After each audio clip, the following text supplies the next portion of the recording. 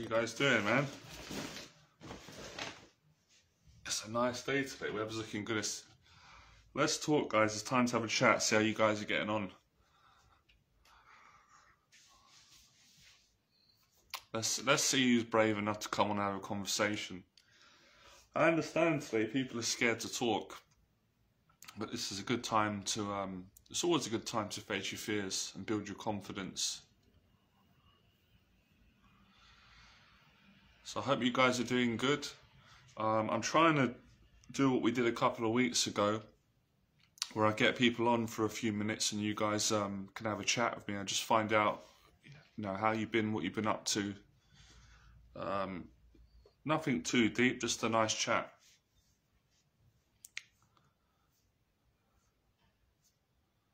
What's up, Daniel? How you doing, mate?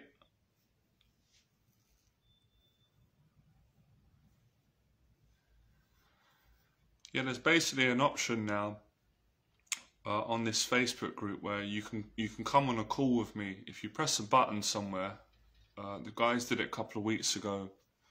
You can join the chat. So it's a really good option rather than just hearing me talk and not really being able to respond. Only respond through the comments.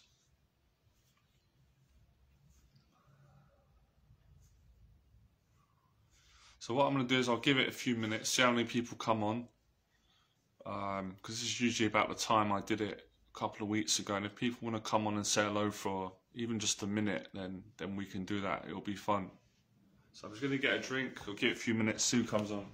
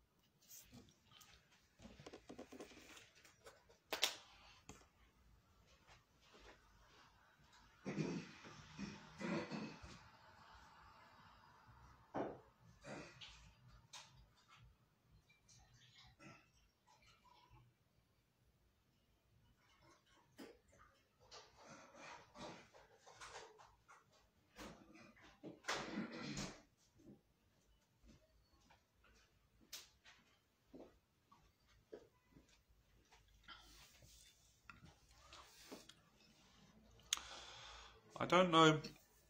I don't think everyone's getting the announcements in this group. That's the thing with all the members, the amount of members. Because when I'm going live, it doesn't seem like it's reaching enough people. Like on my YouTube channel, I get a lot of people on the live streams. On this group, for some reason, it's a bit hit and miss. Let's just see what happens.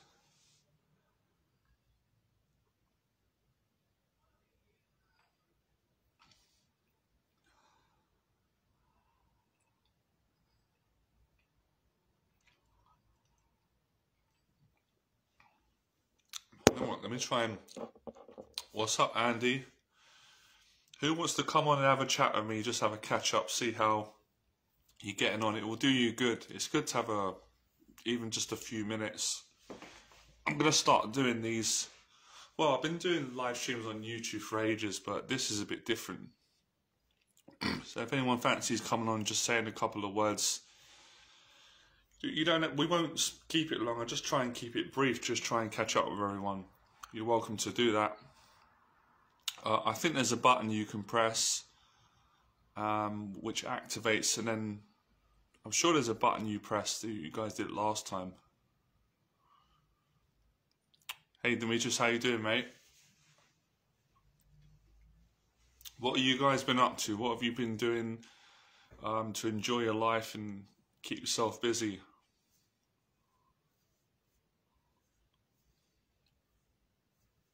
It's nice now. It feels like it won't be long before the summer's here. I mean, this is one of the brightest days we've had, and it looks like they're gonna start sorting the lockdown out. Things are gonna start moving forward, which is good. So bright days ahead, hopefully, for everyone.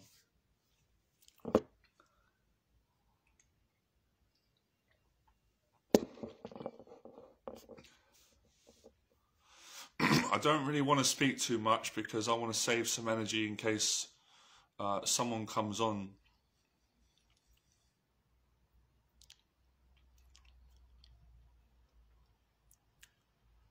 Oh, did you? That's nice. That must be exciting when you get a new guitar. I can imagine that. And you can start practicing.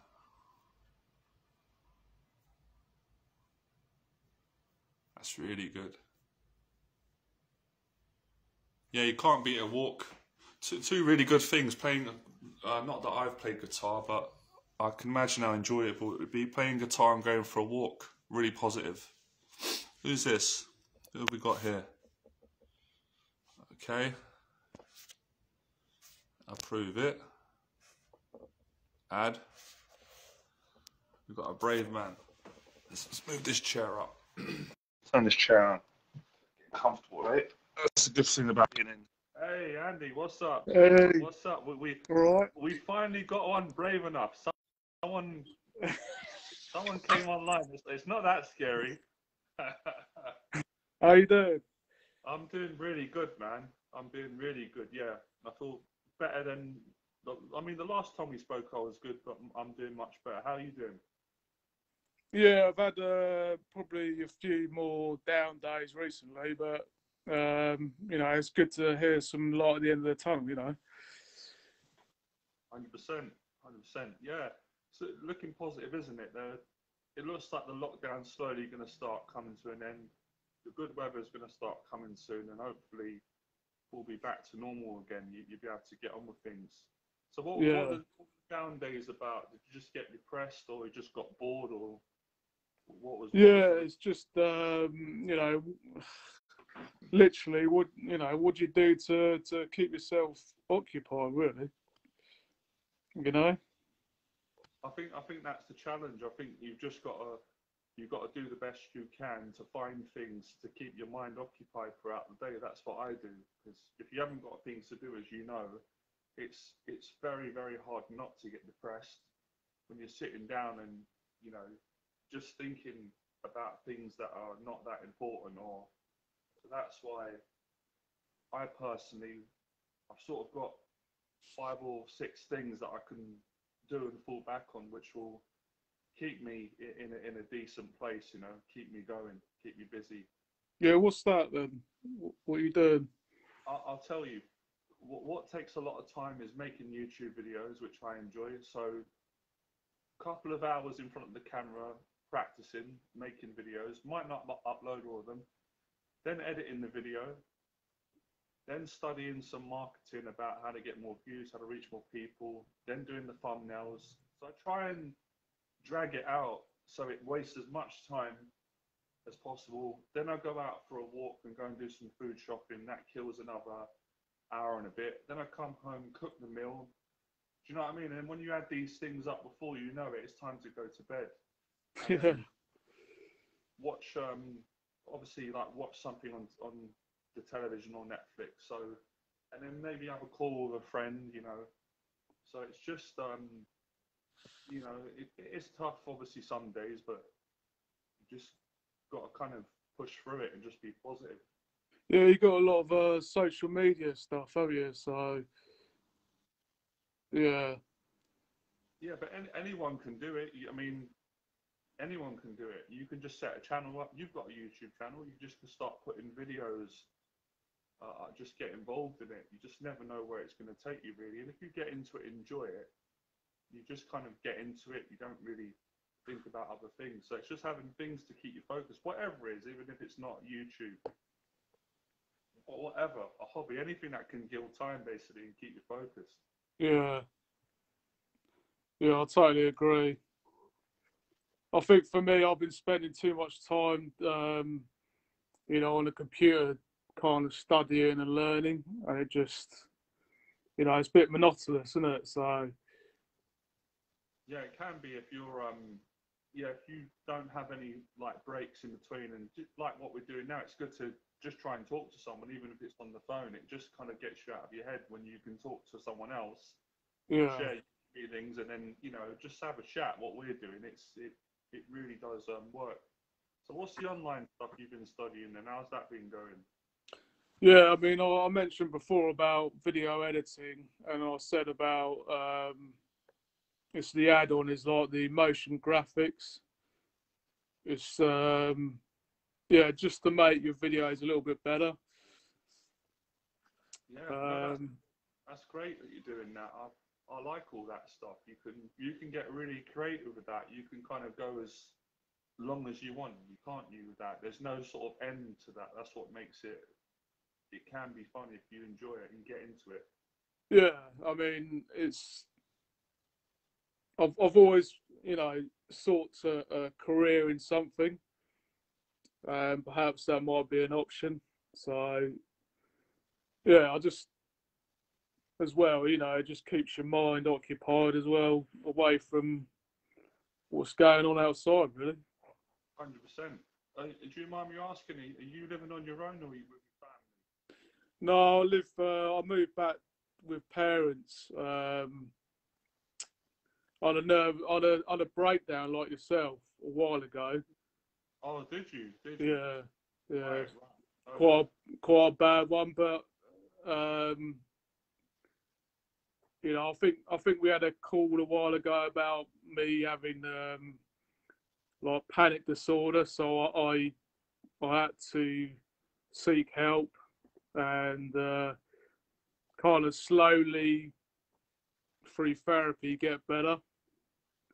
Good, But man. it's taken a long time to get to a kind of a normal life. So yeah, So the breakdown was that a couple of years ago.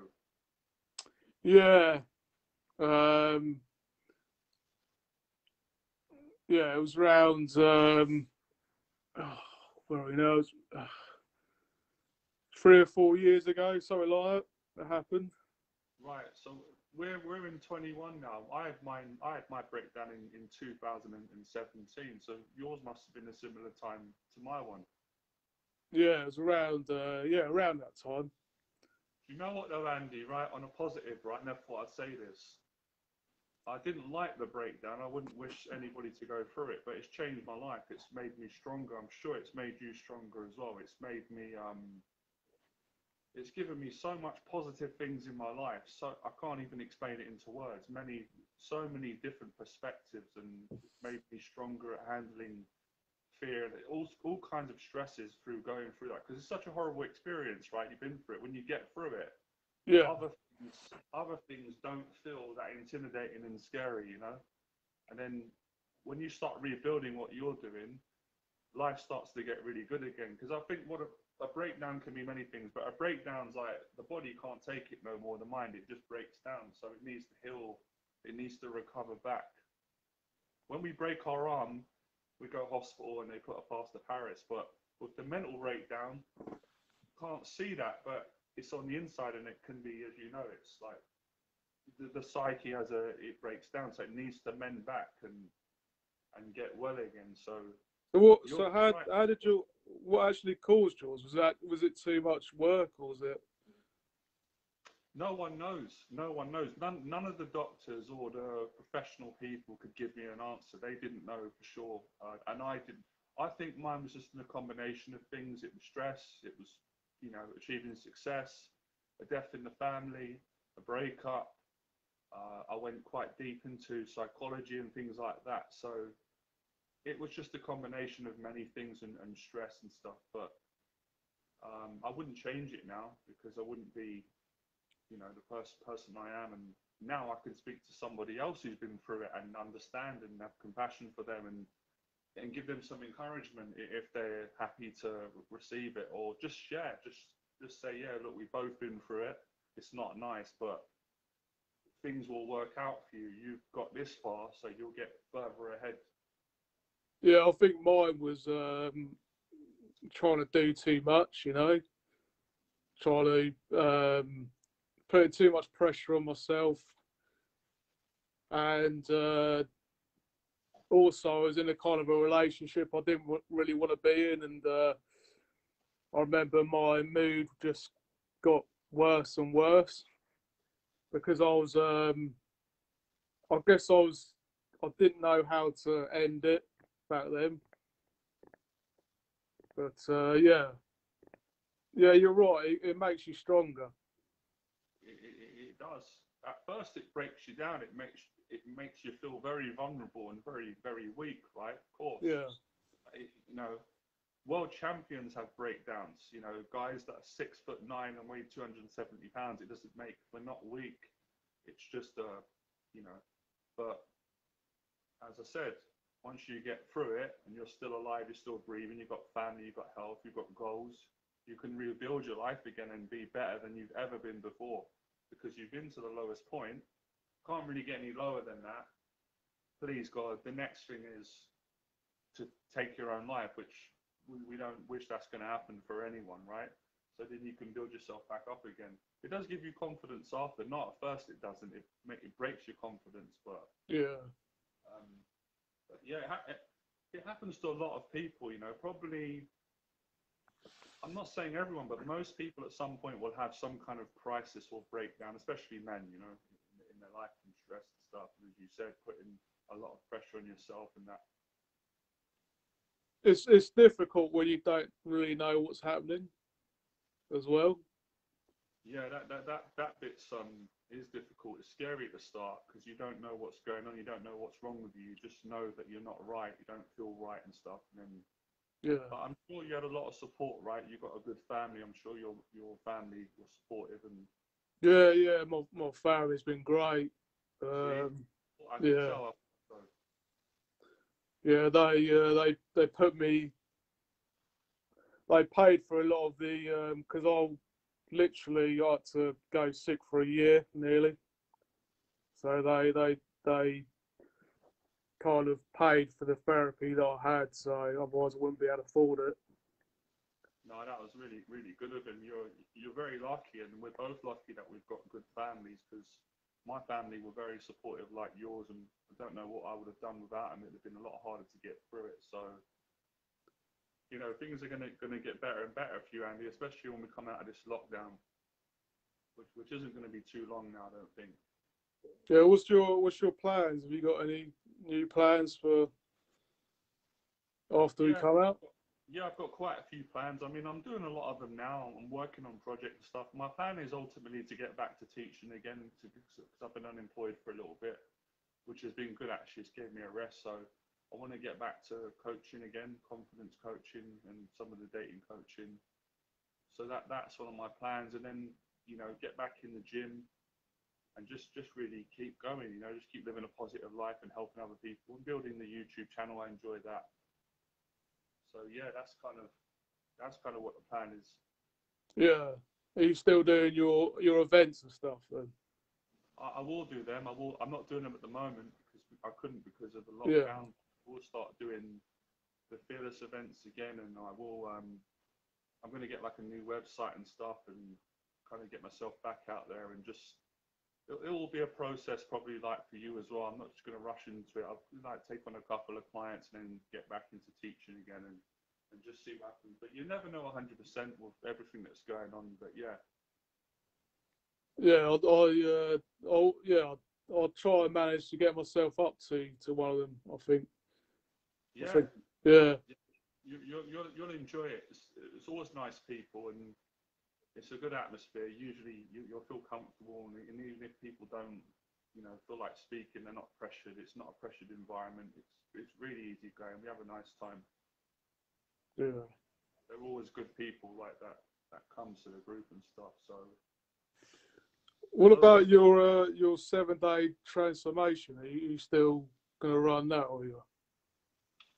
yeah, I've got some decisions because the thing is that there's many different programs that I can run because many things worked for me when I was working. It was very successful. It's just that I've been away from it for long. So I just got to make a decision on how I'm going to do it again. And I will change a few things, but yeah, I'm optimistic about it. There's still the clients are still out there. There's still people that need my help and stuff. And I'm getting the passion back for it, which is the most important for me.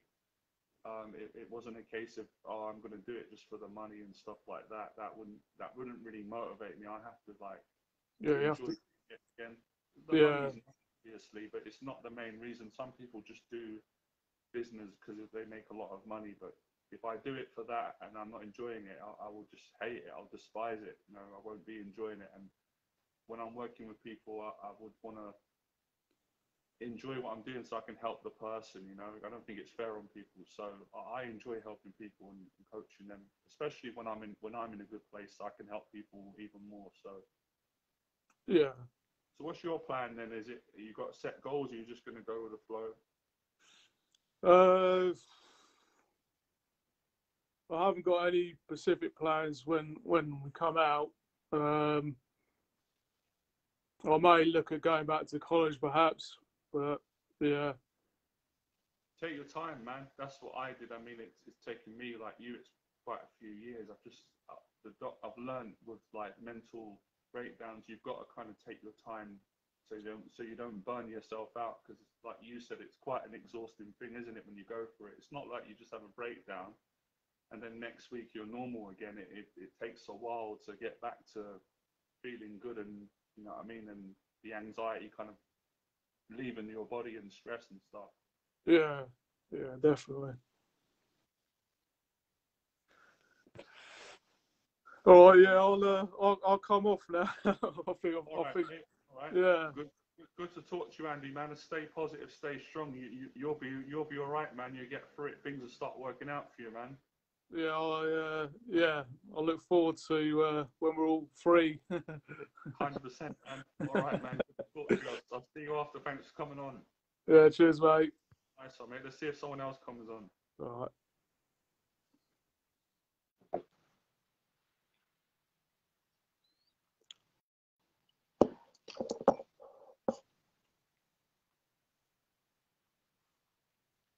If anybody else wants to come on for a chat, you're very welcome.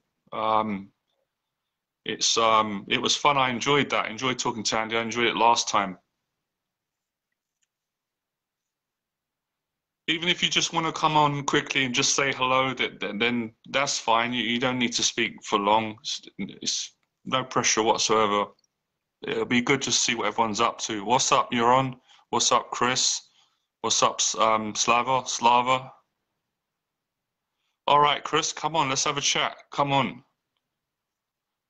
There's a button somewhere that you've got to press, and then yeah, you've got to press a button, and I click it on. So I don't know where it is. You've got to.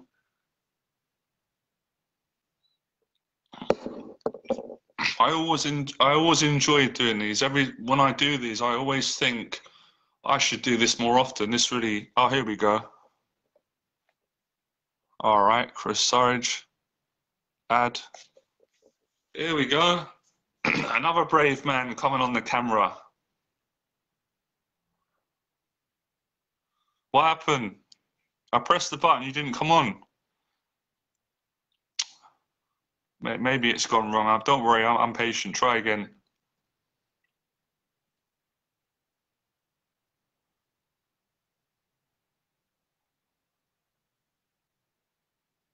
Here we go. It's come up again. I have pressed it. Why is there two? All right, I'm adding you. Hiya. You all right? Oh, where's the audio? I can hear you. Can you hear me all right? Oh, you can hear me? Yeah, I can hear you fine. Yeah, it's perfect. I might have to put my headphones in. No, that's all right. The audio is actually really good. It's really clear.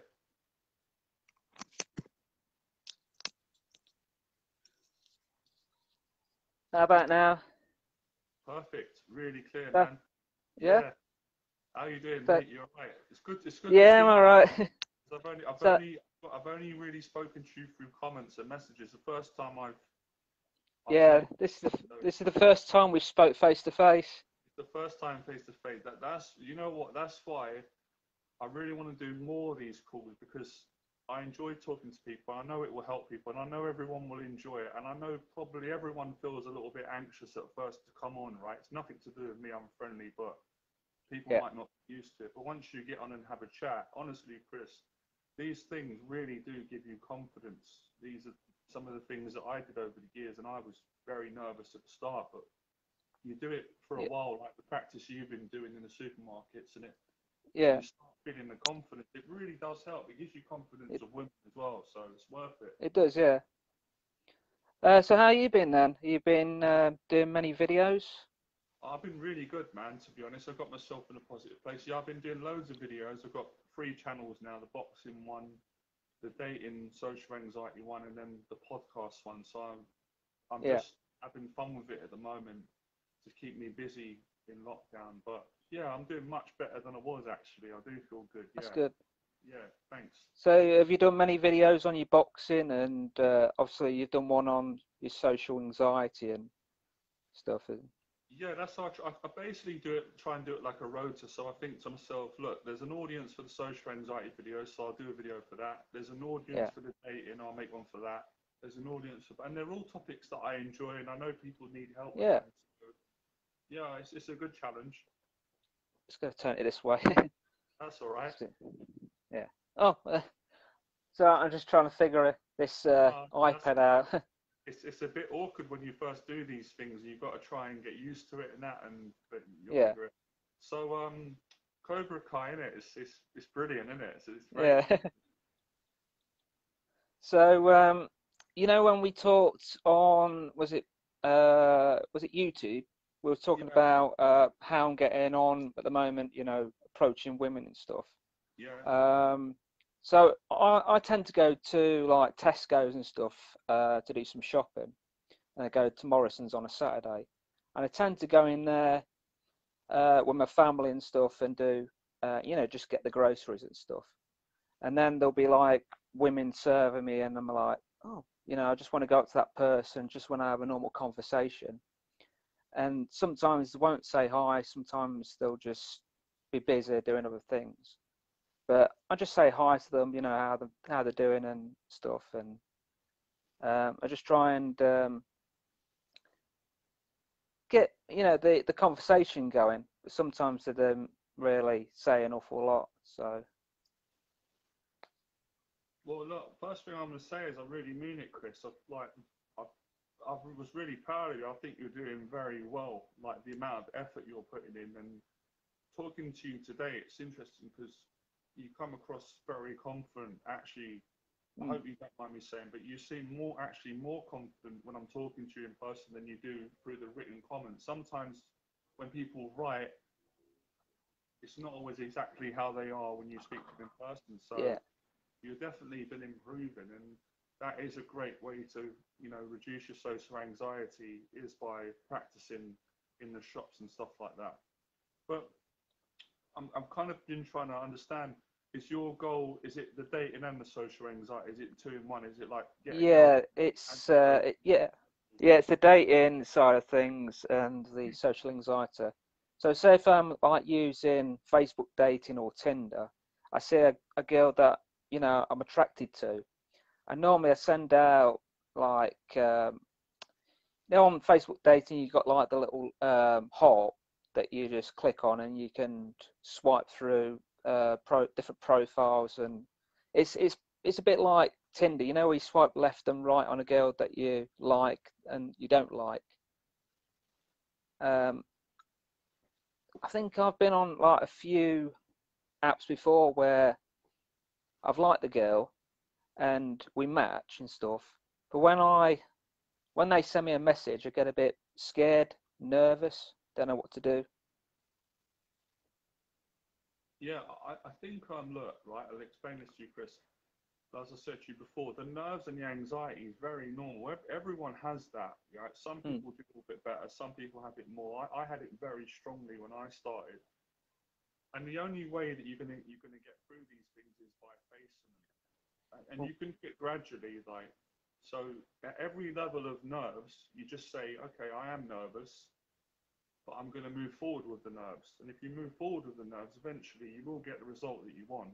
You know, it's really tough getting over these things. Social anxiety and all this kind of stuff, it doesn't come to you easy. You've got to really work at it, and it's painful at times emotionally, but the rewards are worth it. You will get there and think, oh, as you're doing at the moment.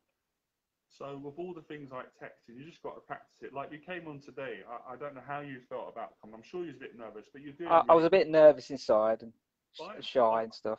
I expect that with people, especially with the group we've got. That's why I like to give the help, and I admire it. So it's not a weakness to be nervous. It's actually a strength to say, I was nervous before I came on, but you've done it. Look, you've come on and you're speaking doing really good. So it's just it's continuing to do what you're doing today in every area of your life that you want to improve in. Yeah, you know, we was talking about when I go into like shopping centres and stuff like that, and I'm standing in a queue, and I think we mentioned something about the eye contact. So say if someone's serving me and I'm like standing there, I kind of look down at the floor, and I don't know why I do it, but I guess that's part of my personality, really. And like women will look at me and stuff, and then I kind of like look away. So I don't know how to actually work on that. What you do is everything. These things are gradual. So I used to do that. I had that anxiety. I would look away when people look at me. If girls looked at me, I'd look at the floor, or I would look sort of at their, the chest. You just start slowly looking in the eye. So just look in the eye for a few seconds and then take it away when it gets uncomfortable. And the more you do it, the easier it will get. But I'm not undermining what you're up against, because getting over the anxiety and the eye contact is a very challenging thing. I found it. Yeah. But if you work at it, as you have been, You get it will better, get easier. And basically, right, the trick is with eye contact and anxiety, you've got to get out of your head and get relaxed in your body. If you're relaxed in your body, yeah. and you get out of your head, you don't feel paranoid or worry about looking in the eye. Like when we're talking now, we're starting to get into the conversation, the anxiety starts to go away. But when you focus on it and worry about it, it comes up again. So it's a little bit of discipline, mental discipline, to not. It's like a boogeyman. It's like a cloud. It comes up and it tries to swallow you in, and you've got to, just do your best. That's what it's like sometimes when I've been on dates before with women and the girls talking, and sometimes I like to listen, but it's hard to actually engage in the conversation, and sometimes I'd have to wait until the girl's finished, and I think, oh, what can I put in there? What can I actually add to that conversation when we're going on a date?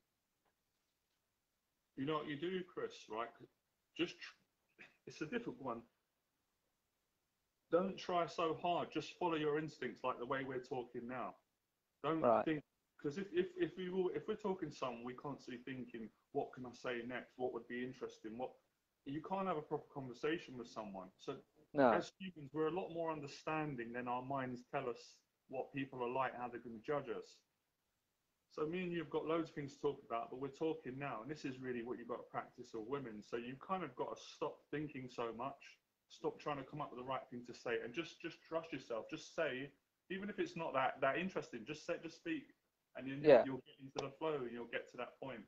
Because if you're sitting there going, I've got to make her like me, I've got to say something interesting about myself, it's so much pressure, and then you end up getting so blocked you can't say the right thing. So you've got to kind of tell that voice to shut up, get rid of it. It really sabotages. It's exactly, like the ego comes in and tries to make our life very, very difficult and stuff. So it's just a lot of practice, and I can see you're getting better. The more video calls you do, the more phone calls, the more you meet people in person. You've got to build the momentum. That is the biggest weapon cure for social anxiety is momentum. Social anxiety hates momentum because it knows that's what beats it. It wants to break the momentum so it can win. It wants to keep you away from people. It wants you to go, no, I'm not going to go to the shop today, or I'm not going to speak on the phone to Johnny, or no, I'm not going to message that girl because if she messages me, I need to deal with her. Or I'm not going to approach that girl, or Exactly. So it's training yourself to start facing these things, and you don't want to drive yourself mad. Obviously, you don't have to face every single fear, but you do want to start thinking quite a lot. I mean, that happened for me one time when I went to Salsa. I was like, oh, shall I go to it or shall I not? And then I was like, there's one week where I was like, oh, maybe I don't want to do it, maybe it's a bad idea. And then obviously my family said to me, oh, just go along to it because you might meet someone there. And one of my friends in one of my bands, he plays bass. He told me about this salsa class. It's in Leicester, my area, and we're just down the bottom of the road. So I went along to it because I've been doing it for about 4.5 years now. And I went to it, and I started 2017. So I've gone from like a level 1 to a level 4 in that amount of weeks. So is that the drumming? That was with the salsa as well. Oh, well, that's brilliant. See, Yeah. you've done it with the salsa. You've got the ability to do it because you've done it. You just got to do it in the other areas that you want to succeed in. And it seems like for you, it's women. It seems like most of it is for you getting over the anxiety and getting to speak more. Basically, learning to speak more to girls and show your personality more. Yeah. Probably the way you can talk to me or your friends, your family, to show your personality. But I remember when I first went there, I was like really nervous and shy. I mean, there was quite a lot of people, buying drinks, sitting down, having a normal conversation. And I said to my instructor, no, I really want to talk to more women. And he said, oh, just go for it. And I said, I can't. I said, I'm finding it really difficult to just go over there and approach them. And then I remember going to one of the parties, and he says, I think this was just after when I did the teacher assessment, because I was talking about becoming a teacher. I went for it the second time, didn't get through, but they said to me that I think it was the rumba, basically part of salsa. You have to learn all these different routines and basically parts of the footwork and stuff. And I went to it, and he said, you need to work on your confidence and stuff, and just speaking to different people. And then it just clicked. I was like, that's what I need to do. I need to just go to the next party and just kind of just go to different people and start a conversation. And then I've just been doing that ever since, just by going to these classes and stuff. But I mean, that's great. You're already doing what I kind of encourage people to do through the videos online. You're doing exposure therapy, and that's the best one out of all of them. But yeah, it's a good journey. It's worth it. Things will work out the more you keep doing it. You just got to stick to your goals and not lose heart when things don't work out or when you have a bad day. Because everyone has bad days, Christopher. Sorry. I have days where I'm not as confident, or I'm anxious, or I'm disappointed. But you just got to learn to move forward and go, you know what, it was a bad day. It's not the end of the world. I'm human, and I'll have a better day tomorrow or the next day. And then you have a good day and you feel confident again. So, does that normally happen when you are going out and stuff and you're meeting different women and stuff? Well, not so much with women, because I'm not really dating like I used to be honest. I'm not really like, if I date a girl, I'll just be probably dating one girl for a long time, right? Right. My anxiety will be more general. I might have anxiety of going up seeing my family who I'm very close with, or I might feel anxious about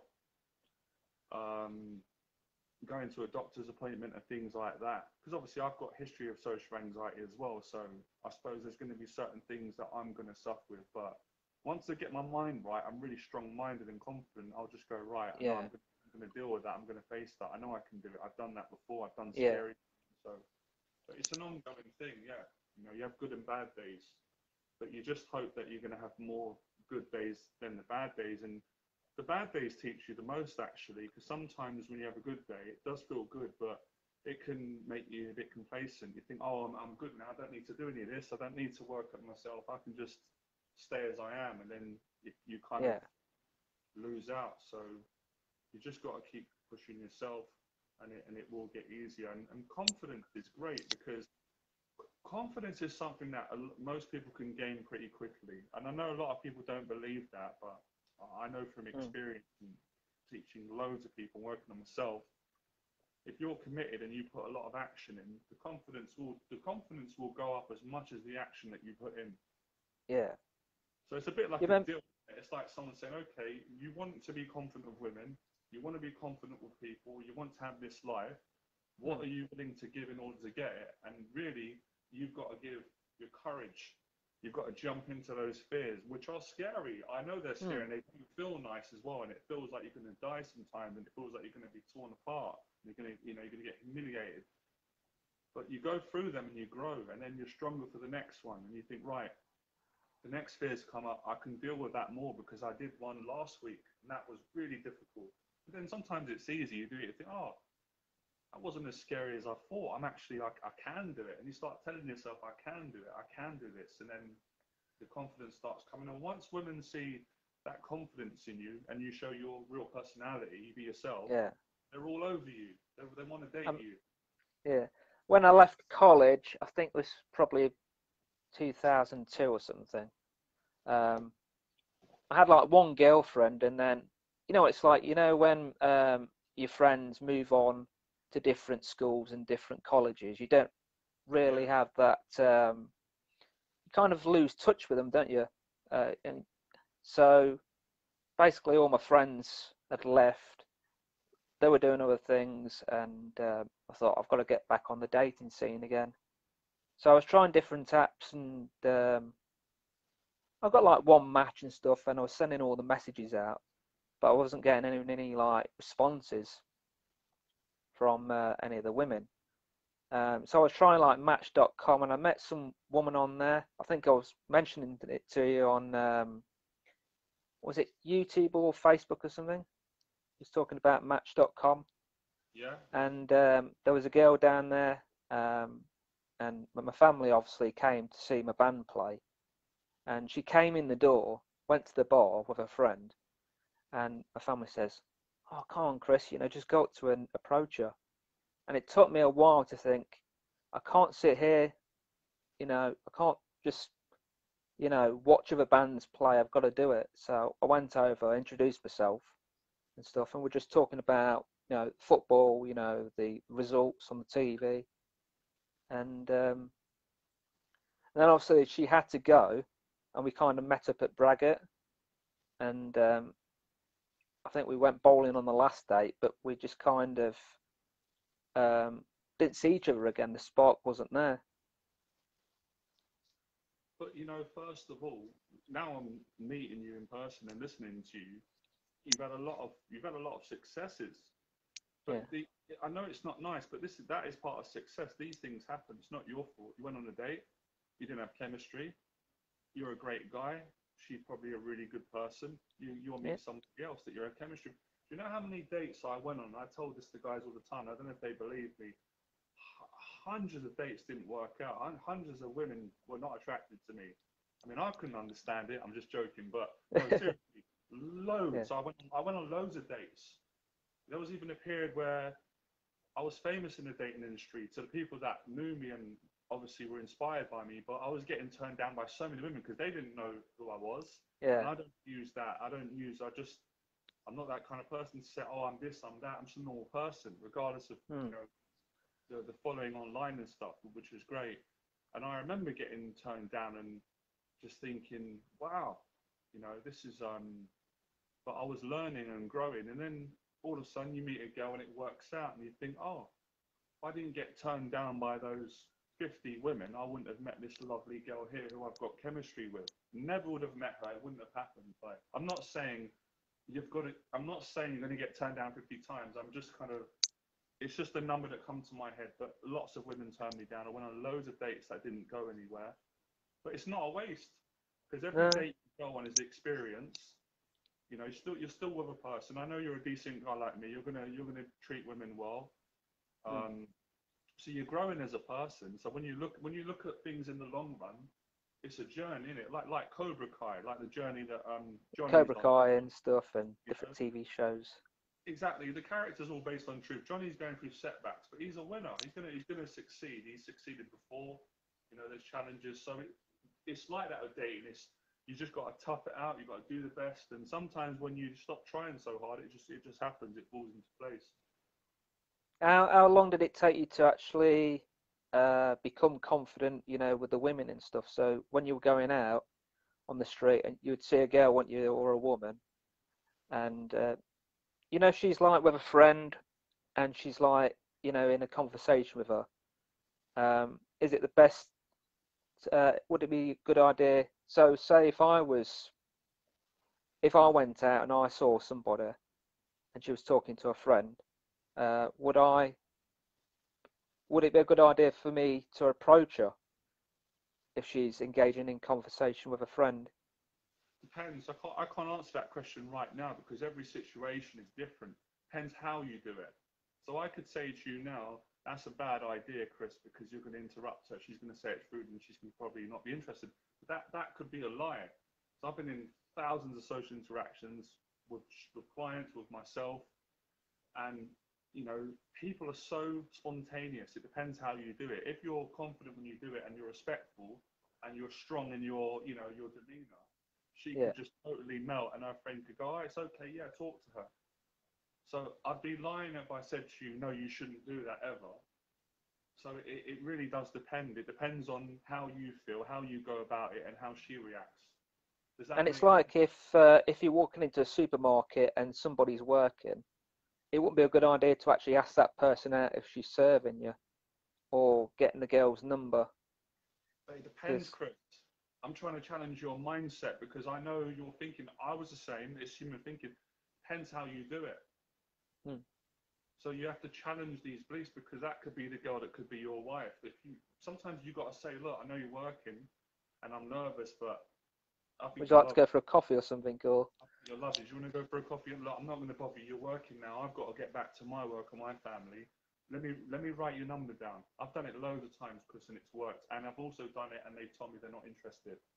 that's what happens sometimes. It's failure and success. You got to just. You can't get one without the other. That's the thing with a lot of guys, right? And I totally get where they're coming from.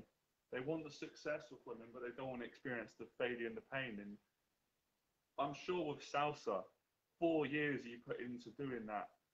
Yeah, You've got to, 4.5 years. Yeah. man, you're going to trip over your feet a lot. I know I'm going to have 2 left feet. You've got to trip over until you get your balance right, right? And you start getting the movements and your body remembering the. Same with dating. You've got to kind of persevere with it. And I was nervous. I mean, when I first went to the class, we used to get all the instructors, and they'd get you in a line, and they would play the music, and you had to like be in time with what they were doing.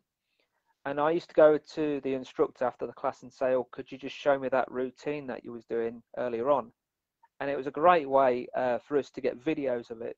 And she used to say, "Okay, I want you to learn this at home, and then if you can kind of work on what you were doing in the class, you can kind of bring that back, and we could do the next video next week." And that kind of made me a lot more confident with the dancing, going to the parties and talking to all the other women. So what you're saying that the homework made you more confident going home and then rehearsing? Yeah. Yeah. Yeah, you can do that. You can do that with women. There is a certain amount that you can like I'm not one for lines and tricks, as you know. I prefer honesty and learning to have a good conversation skills, which you have got, by the way. I've figured that out by talking to you today.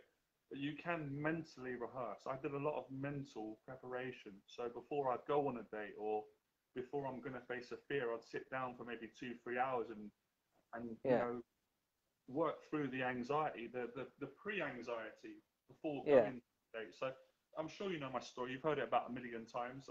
Yeah, I've seen most of the YouTube videos and stuff. Nervous as hell before dates. I used to be sweating. I couldn't eat. I couldn't eat food because I felt so scared. I couldn't really speak to people. I just close up. But I used to just drag myself there, and I was a mess, you know. But it got easier over time, and then. Oops, knocking the CD player over. I think the best video that I've seen on your YouTube channel was the infield ones, where you had all your students and stuff. Yeah, they seem to be the favourites of they are the most popular ones. Unfortunately, I'm not really doing those ones anymore, so people are a bit disappointed. But yeah, I appreciate that you like those videos. What was it like for the students and stuff? Because obviously it was their first time doing it. They're terrified, but they're all great guys, just like you. They're all, I mean, they always achieved it with my help, because I was always confident they could do it, because I'm not better than them or any worse. I'm just the same as them, and I could do it, and then they could do it with a bit of help. So it's amazing what people can do once they put their mind to it, and especially when they've got some help and support. We all need help and support at times. When you've got someone to give you a bit of help, it does give you confidence, actually. It gives you courage and stuff. So Yeah. So if I was to come along to one of the infield things, when do you think we'll be allowed to actually do it again? for a sec. Oh, we're back again. That's good. I Yeah. lost you. Say if I was to come to a infield, say if I was to come to like London and stuff and do one of your coaching things with you. Well, at the moment, at the moment, I'm not working. At the moment, I'm not even coaching. Well, this is just for me free, because I enjoy it and I want to like help people and stuff. So that would have to be when I return back. And of course, if I was working, I would have helped you, and I would have done a session with you or whatever. But at the moment, I'm not coaching because the situation, and until we come out of lockdown and stuff. Yeah. But like today, I'm happy to give you any help that I can give you, over a call, and give you some advice and pointers. But you definitely want to, once I get the Fearless events running, you really want to come down to them, because a lot of people in the group, like Euron's been to my Fearless events. Yeah. Quite a few people in this group, and they're some really nice people in this group. Everyone's really cool. It's just that a lot of people haven't met each other in person, and when you're talking over a Facebook group, it's a little bit not the same. You don't really. It's not the same, no. It's not the same. No, you have like an idea of people, and they're actually a lot nicer. So those events are really good. But I can see, honestly, I really mean this, Chris. I can see how determined you are, even from the months. I've known you for a while now, but I can see in the last few months you've really I can see you've sort of had enough. You want to move forward, and you've been putting in more effort, and it has shown. It's great. Do I seem a lot more confident on the live stream and stuff? Oh, way more confident. Look, I wasn't expecting you not to not be confident, but you're more confident than I expected, and that's a compliment, right? Yeah. Yeah. I saw your Facebook Live thing this morning. I kind of missed it because obviously I woke up and stuff first thing this morning. I thought I've got to tune into Johnny's. Everyone missed it. Everyone missed it. I tried an early one, and it never worked. So I know on the group, No. I've got to do it. I think we should do a Zoom thing as well. That'd be good. Get everybody else together. Yeah, I will. There's loads of things in the pipeline that I want to do, but the main thing, I just want to get people in the group talking like what we're doing today. I want to get more people out of the comments, because after a while, comments, it does your head in. You know what I mean? It's not, you don't get to know someone. I mean, eventually you want to meet them in person, or I mean, the video call, for me, this is so much better than the comments. And sometimes I haven't always got time to respond to people in comments, and I do feel bad. It's not possible, but if I have a chat with someone, it's like, can get so much more, done, get to know each other. It's just better. How many people do you think you've probably had in this live stream before? Oh, not many on the Facebook one. It's I don't know, maybe 10 or something. But on YouTube, I usually get on average 25, 30, a little bit more. So YouTube is a lot more, because there's a bigger following on YouTube, and I think it's just different on Facebook. It's a different platform, and people are still kind of getting to know. And it's all about belief. I made a decision, because I kind of had this group, and I thought, I'm not really doing anything with it. Should I delete it? And someone said, no, don't do that. And I was like, I'm not. So I decided, before we went into lockdown, I was going to revive this group, and just get people, like, I'm not trying to change anyone, I don't force people, but just get people to talk to each other and socialize. Because I know when people socialize, good things come from it. And it's slowly starting to pick up. So obviously I've got to take responsibility. I'm not saying, oh, people in the group are making an effort, because it's down to me. I created the group. So I'm trying to encourage people and inspire them. Right. So you can make friends and meet up and stuff, because that's really... One of my my friends was trying to get me into like kung fu and boxing and stuff, and I was like, oh, I don't think I should go. I'm too tired and stuff. And it's like, oh, come on, come on. And he was the only person in like the dojo waiting for me. And we were doing like a video call thing. So I really wanted to go to it. No, that's great. I thought I saw you do it before. I thought you did a little clip video, or was it Jake? Of you doing some boxing, some pads. Say that again. I thought I saw a little clip video of you before, or was it Jake that I saw doing a little bit of boxing on the mitts? Yeah, I think it was. Yeah. Yeah, no, I mean, boxing's so good for confidence. I mean, all the things that are practical, like salsa, boxing, groups, most of these things require getting out of the house and, you know, meeting people in some kind of way in it, and they all help. I mean, this is why I'm getting out quite a bit now because I don't like staying in the house too much No, because I feel a bit claustrophobic. yeah, I know. Yeah, I So mean, I think everybody feels like that. It doesn't matter if you, even if you're living in a mansion. After a while, it'll do your head in. We're not built as human beings to stay in. We've got to get out and get sunlight and, you know, and see some different things, scenery, and then come back. I mean, I went into Tesco on Saturday and just went up to this lady that was serving everyone and I just said, "Oh, have a nice day, stay safe and stuff." And she said, "Oh, I will do, thanks." Yeah, that's it. The only thing I will say, I just thought of this, doing it in the shops is good, but there are some negative things of it, and some of the negative things about practicing talking to people in shops is sometimes people can't speak or they don't feel comfortable themselves because they're at work. Then, you know, they're not fully, their attention's not fully devoted with you. Right. Where when you go and talk to someone on the street or you come to an event, they're a lot more free. You know what I mean? When you're talking to people that are in working, unless you know them, because in my Tesco's, it's just downstairs. You know, I've got to know a lot of them, so they know me. And Yeah. I'll chat with them. But when I go to other Tesco's, it's just a few words, and sometimes they do it to me. They don't really want to talk. I'm like, "How you doing? How's your day?" "Yeah, it's fine," and that's it. So you have to understand that some people they're just not, Either busy and stuff, yeah. or they're busy. Yeah. So it is good, but it's not the only way of improving your social skills and getting over any anxiety and stuff. You do want to. I know it's hard at the moment, lockdown, but you do want to go to different social And environments. meet different people and stuff. Exactly, and sometimes I think things like this are better. Obviously, in person is the best, but a talk like this is a lot more intimate. So you get to know someone, you get to speak and have Because you your get to kind of interact with one another, don't you? Through the live stream. exactly, exactly. It's much better than the comments because I think for a lot of people it becomes a routine. Everyone's doing it, and you get a bit lazy, and you get used to just typing messages to people. But I know for me, after a while, I find that really depressing and boring. It's not the I same. mean, yeah. I mean, I don't think I could have gone to an event like a Match.com event because there was quite a lot of people there and stuff. Women would be talking to different guys, and I would just be sat down at the table having a drink. I wasn't really engaging in like a conversation with them. And sometimes, like, I would speak to a woman, and she would just kind of walk by me and go to the bar.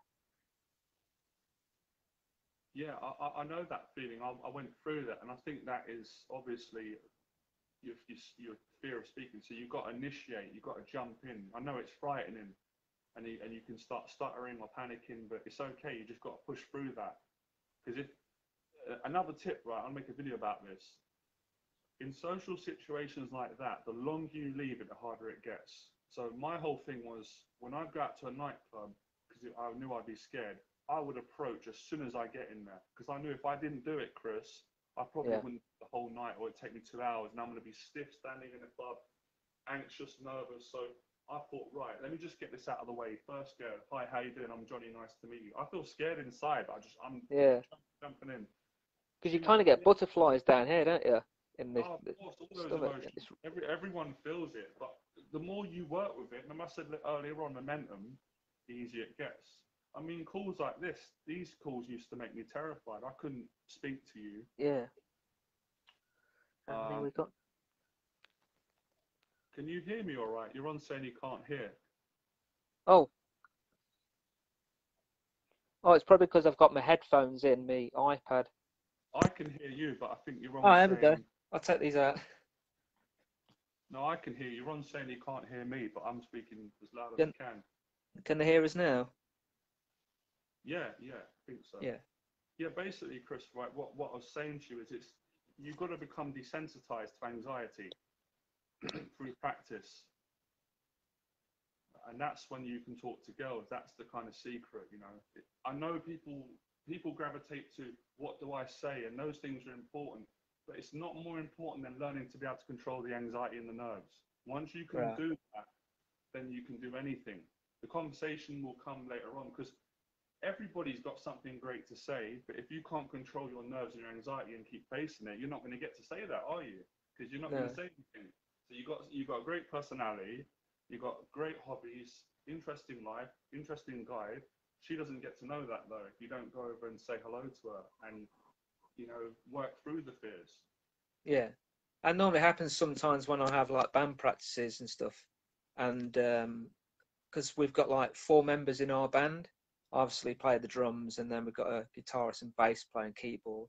And sometimes they'll have a conversation about something, and I'll just kind of like stay back and I'll be like, oh, I just really want to kind of say something, but I don't know whether or not that's probably the best thing to do right now, because obviously they're playing music. And sometimes I have to keep repeating and repeating and repeating myself for them to fully understand. So I think you're doing great, man. I think you're being a bit too hard on yourself. I'm talking to you today, man.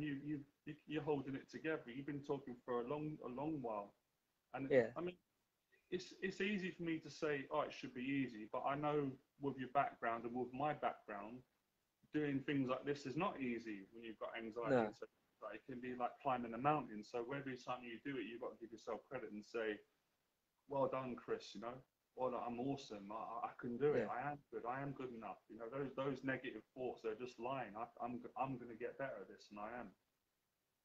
I think the next time when we probably do another live stream, I don't think I'll feel less nervous. Yeah, but you're fine. You're doing great today, man. You've been Yeah, talking really well. Yeah, it will get easier the more you do it. This is why once we get out of the lockdown, I'm going to start doing more of these group things, because it's a new challenge for me as well to help more people. yeah, Maybe like a mastermind group where every week we can come in and people can practice, and then people will see the difference. After 6 months, you won't recognize you. You'll be like the yeah. confidence will just you just will be like a talkative person. We were talking about different videos, weren't we, to do on YouTube? Yeah, There's yeah. one on. Recommendations. I'm always asking people on the channel like, what video do you want me to do? Because sometimes they don't tell me, and then when I do a video, they're like, can you do that video? I was like, I'm always asking, please, like, tell me what you want, and I'll do it. There's people asking for like videos on the friend zone, social anxiety. Yeah. Um, Well, what's- I've made like 60 videos on social anxiety, and then everyone will go, oh, not another video. He's done another one on social anxiety, but another person wants me to do it. You can't yeah. win. I remember doing like YouTube videos probably in 2008, and I was getting like really negative comments and stuff from people. I just kind of came away from it because I just wasn't enjoying doing like reviews on stuff. So just You know what, kind man? of, They're just nasty people, man. You just ignore them and keep going and don't pay attention, because anyone who yeah, puts somebody down, that they're not in a great place. So it's not nice when you get it, but don't let them stop you, man, because you're a good guy. You've got good things to yeah, share. You just as much value as anyone, and you do get some nasty people out there, and they do it to me sometimes, but I don't let it touch me. I just yeah. ignore it. They're sad. If that, I wish them the best in their life. I want people to be happy, but if they want to do that, then that shows what kind of people they are, what they're choosing to be. It's not Mm. positive. It's not a nice way to treat someone, because they wouldn't like someone doing that to them. I remember watching your videos way back. You know when you first started YouTube? I know. I remember I've known you for a long time, because I remember the comments. I still remember the names, so I do Yeah, remember you followed me for quite a while, and then there was a break, probably because you were getting all your life, and I went in to do different things, and then I didn't hear from you, and then we connected again. I started hearing from you again. yeah. because I know the name. There's quite a lot of names that I remember. I don't remember everyone's name, but I remember, especially people that have followed me for a while, I will remember the name, you know. I think that my favourite video would have to be where that girl sat down on the bench and you went up to her and you had a conversation with her. And The Irish girl. the Irish girl, yes. Oh, really? You like that one? Yeah. I can't. It's crazy how it's brilliant. You remember that? Yeah, I remember that one. Yeah, I was nervous in my belly when I did that, but I had a lot of confidence as well. So I had a mixture of nervousness and tension, and but also confidence. And once I got Yeah. in there, it got easier. How long have you been a dating coach for? 50 years. No, I stopped doing it, to be honest. So I don't know the exact time. A couple of years, maybe 7 years, 6 years, something like that. But in that time, I did kind of go off and start doing some life coaching. I've come away from it for a while, so something Right. like that. I don't know the exact date around that. It's gone So you're quick. hoping to get back into it again at some point? Yeah, I do, definitely. This year I was going to start my business back again, but then the lockdown came, the coronavirus came, and I couldn't because I had like quite a lot of demand. So I went through a breakdown in 2017. I was in hospital, came out, had to recover from that, and now I'm in a much better place. So it's been quite a journey, but things happen. So Yeah. the passion is coming back to do some of the dating coaching again, and especially the social coaching. I think I enjoy that more, but it's kind of the same. It is kind of the same. They're separated in categories. People would probably say dating's here, but that's why my channel is dating and social anxiety, because it's the same, really. You know, if that I know, like when you like a girl, it's you're attracted to her. It's physical. With guys, if you're straight, it's not that way. You're just friends and with people, but it's all about learning to be social and face your fears and stuff. Yeah. Most of it's, if not all of it, is learning to speak to people.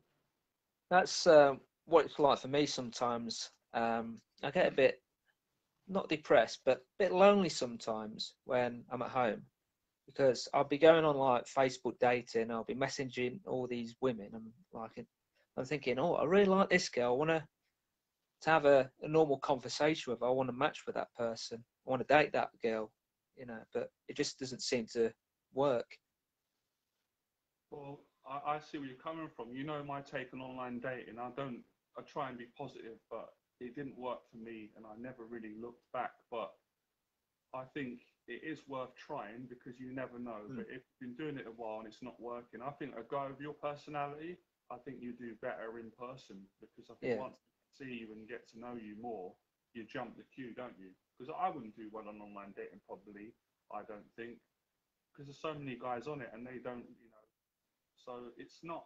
I don't like to make excuses, but I could say it's not an easy platform for a lot of guys. No. And, it's not like. Well, you know my thoughts on it. I've said it in my videos. I've just done a new video actually. I'm going to upload it probably soon, and it's really good. It's about online dating and meeting women in real life. I just kind of tell the truth about the positives and the negatives, and I couldn't really think of that much positives for online dating, if I'm being honest. Yeah, I'm not a big fan of these online dating things, but I don't mind giving it a go. Yeah, I think you should always give it a go, and I think you've got to be in it to win it, but you could also try other dating platforms. So when I started, that's what I did. I tried clubs, I tried online dating, I did speed dating, and then they didn't really work for me, and then the street was the one that worked for me in public. That helped. But the speed dating was okay, but the online dating and nightclubs, I didn't really have any success with that. Nightclubs and online dating, I think it's so much better meeting someone face to face on the street.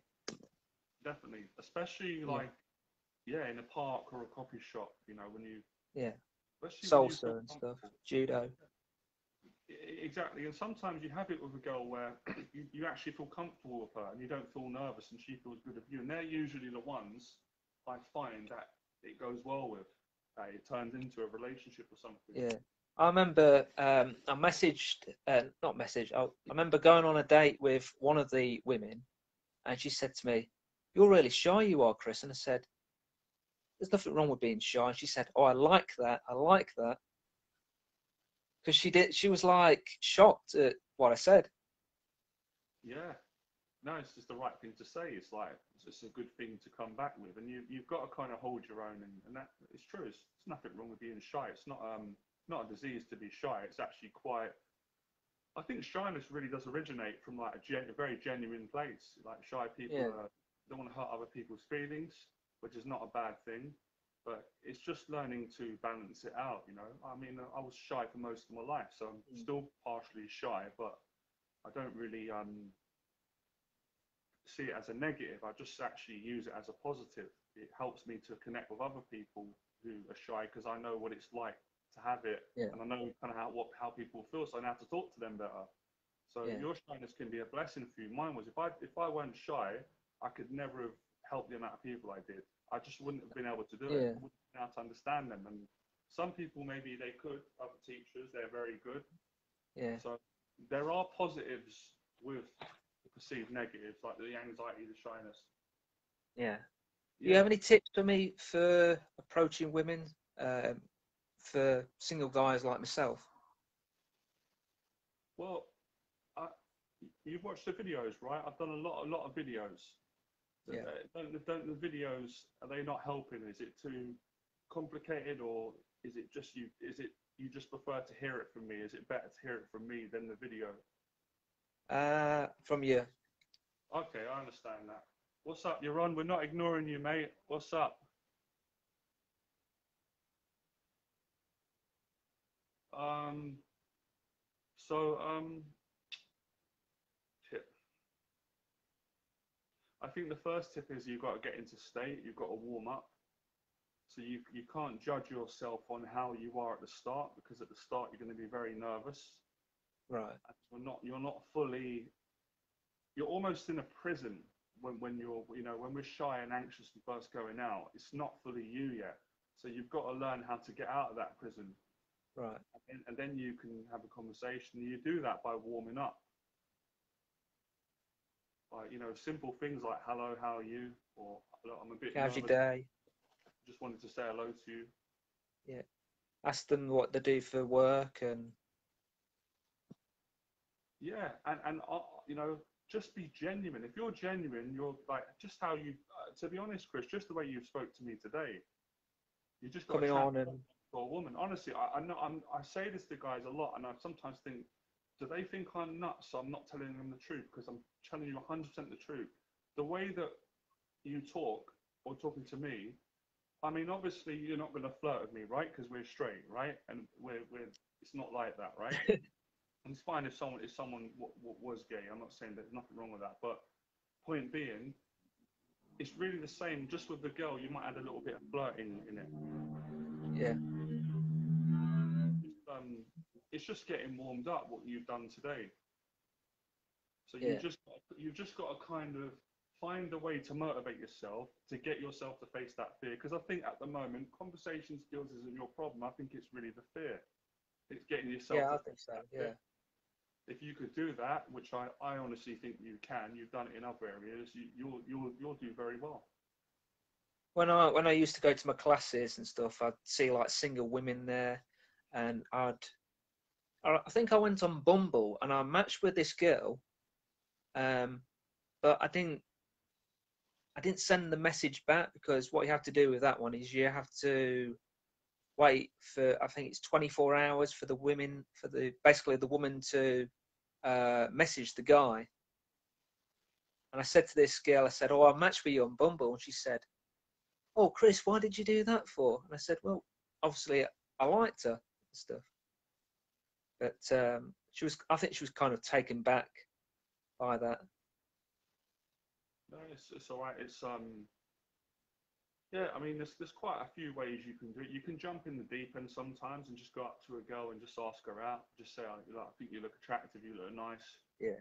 And that can work. It won't always work. Or you can do it more relaxed, more indirect. You can go up and just say, you look interesting. Where are you from? I always start with a question to start a conversation with someone. That calms my nerves down, and it gives me time to calm my anxiety down. So I'll just say, "Hi, where are you from?" And then they're going to tell me, and you do find, I will do videos on this, but maybe I can explain it better as we're talking. You do find your own little strategies of coping. Yeah. getting through these situations and relaxing more. Ultimately, for us guys, it's about learning to get out of our head, calm our nerves down, relax, and then we're fine. Right. I've even invited women to gigs and stuff that I've done, and sometimes the woman would say, "Oh, I don't know what I'm doing this week," or "I think I'm working." But me just going over there and just asking them, I think they was like, "Oh, didn't realise Chris was going to ask me that." Yeah, I think are you talking about you've asked a girl out that you've that you've known for a while and then you just asked her out? Because that's a little bit of a different situation to asking a girl out that doesn't know you, if that makes sense. I think so, yeah. Yeah, that's a bit different. That can be take a girl back because she doesn't expect that you're going to ask her out. She might not know because she might just think you're just friendly with her. So that's why sometimes that reaction can happen. But, you know, a lot of it's just not caring or caring less, which can be hard. But once you get into that state of mind, it doesn't mean you don't respect people. But I think always encourage guys, it's important to respect women and yourself, but it's just not caring as much and just say, you know what, sorry my language, fuck it. I'm gonna do the best I can. I want to be decent. I want to be me. And if they like me, great. If they don't like me, then there's not much I can do. I just keep going and I say a prayer to God, and He'll sort it out for me, or whatever you believe in. You know, be positive, and I think everybody has that, don't they, when they go to like online dating events, and obviously the guy wants to engage in a conversation. Sometimes the woman would talk to the guy, other times the woman wouldn't. But you know, you just gotta pick yourself up again and try again. Yeah, and I think you're right in what you said. Is sometimes, and I've had to do it in the last couple of weeks, and it's quite humbling. We've got to say, okay, I've got to look at the approach I'm doing in my life. If it's not working, I need to change it.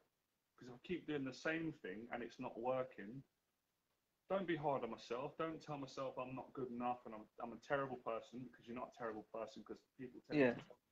Just say, we're going to try something different because this isn't working. I've had women that have come up to me at the salsa parties and stuff and said, "Oh, I've had a couple of dances with Chris, you know, and he seems really cool." Yeah, So I just kind of. That's interest right there. That I could tell from the tone that the girl was interested in you. So when a girl shows you interest, you've got to follow up on it.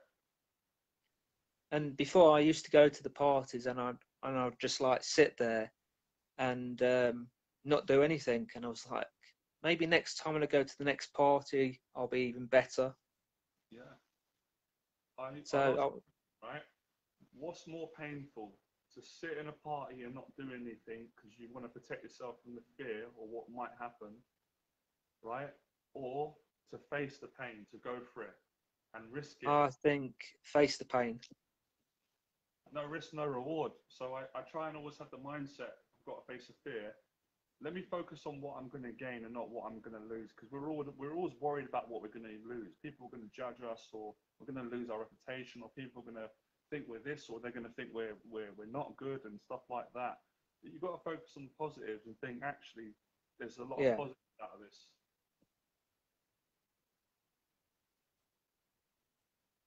I think from talking to you today and getting to know you more and seeing what you've done in your life so far, that you can succeed with this, Chris. I'm just going to turn the light off, see if we can see it better. Is that I thought that was some graffiti, some art on your wall. What bit of the corner?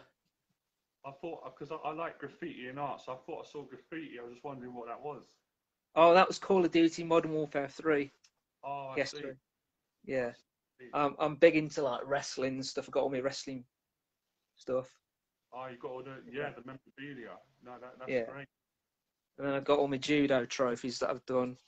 I've won in the past. Wow. Look at that. Show me the trophies. You got to put your camera down a bit so I can see it. How do you turn the... There's a little squiggly arrows thing. Yeah, don't panic. Sometimes you have to find it on the phone. Oops. Or you can just turn the phone around and point it towards, and then I can see it.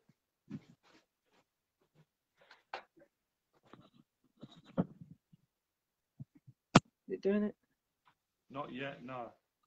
I can only see you. Maybe I've got to take the iPad out. Don't worry, don't stress. I'll Okay. just see your trophies. I did see them quickly. I saw like a massive row on the ledge. Wow, Yeah. man. So I've got like John Cena things as well. I've got Marvel posters. All my console set up as well. Nice, great. You like me? I've really enjoyed talking to you about Cobra Kai.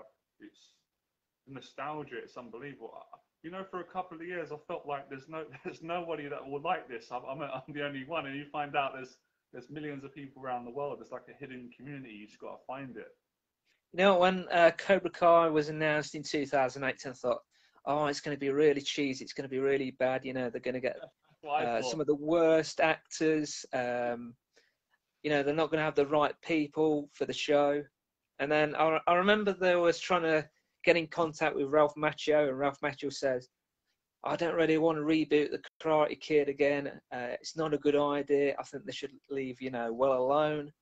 And then I think, is it John Hurwitz, the creator, producer of the show? He kind of came up for the idea for season 1 and wrote the script around Cobra Kai. Wow.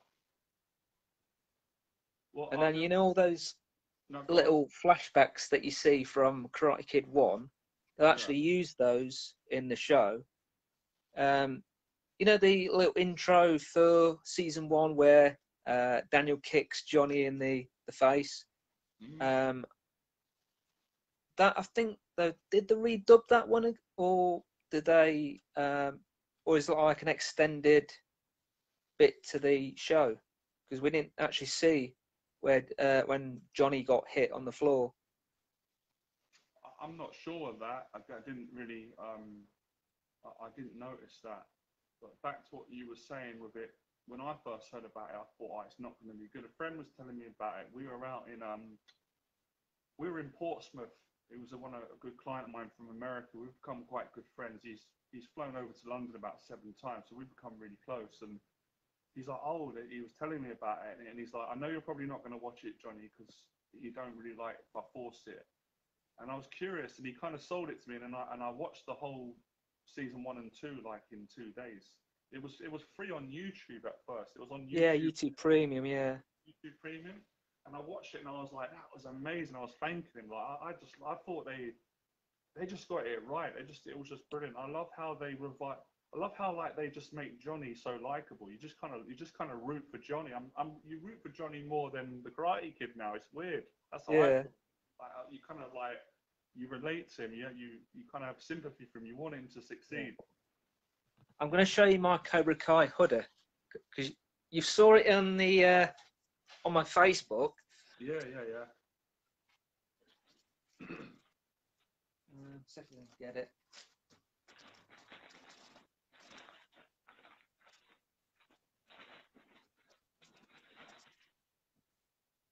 Just gonna pop it on.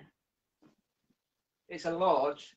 I got this from Amazon. Nice one.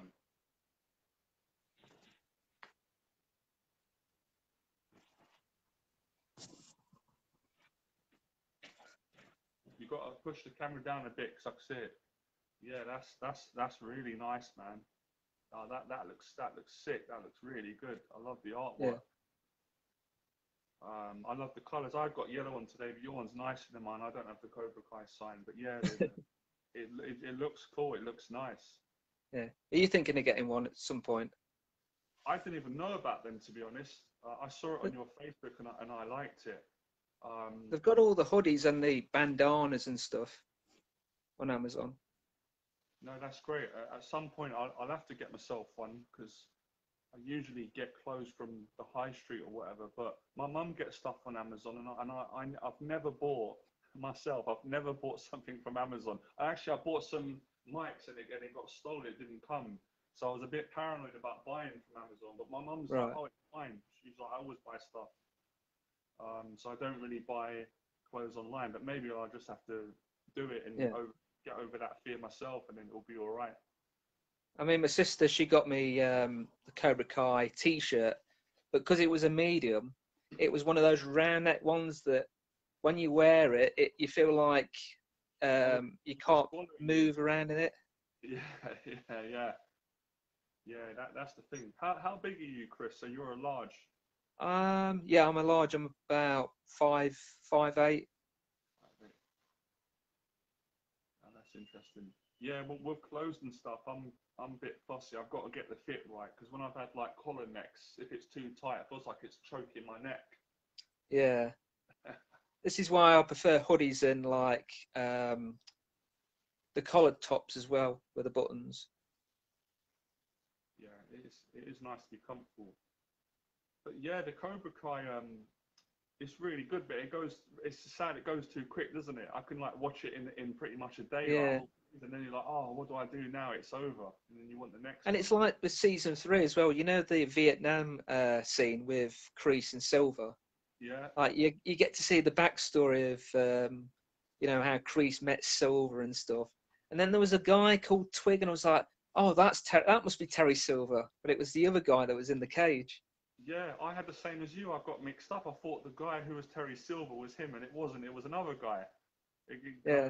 kind of confused me, but I absolutely loved it, man. I still love it. I still watch the Karate Kid one at least once a year, twice a year. I love that film. Even if people say it's cheesy, for me, it's great memories from childhood. You know. Which one's your favourite Karate Kid movie? Do you like all of them? My favorite's part one, man. There's no. Part one. I like all of them though. I've watched all of them many times and I know all the scenes, but there's something about part one that I love. I love the romance with him and Ali, and the relationship with him and Miyagi. I've done the music, and I just love I think everything Karate about Kid should have been part 2, and it. Karate Kid 2 should have been part 3. They should have done it in that way. Because Really? you see the bit where Daniel goes to Okinawa and stuff, and he's chopping the blocks of ice, and then he comes back in Karate Kid 3, and like his apartment's getting trashed and knocked down and stuff. And then obviously he meets Silver, doesn't he? And like Silver's got this plan to try and get Daniel to sign was it not the lease, the Contract to go. yeah, he's got this thing that he has to fill out for the tournament and stuff. Yeah, yeah, yeah. So he's trying to get Daniel in the ring again. Daniel's like, I'm not signing no tournament. Exactly. No, he's good. That's Mike Barnes, isn't it? Mike Barnes. Yeah. He's really mean, but no, I love it. I love the whole story. I like 1, 2, and 3. It's unique. I don't think they'll ever make something like that again. It's like Rocky. You can't really remake that. You know, you can only kind of do something different.